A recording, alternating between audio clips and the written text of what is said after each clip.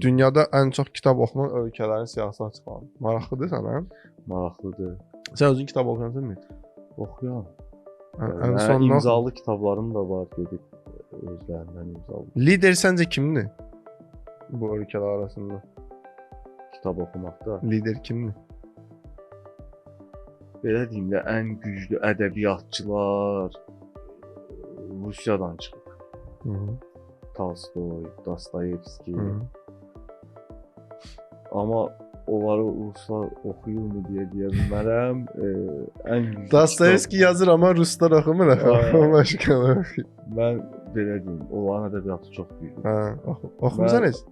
Tolstoyda. Dostoyevski oxumuşam. Hansı kitabı? Qumarbazı oxumuşam. Təşəkkür. Balacadır deyə.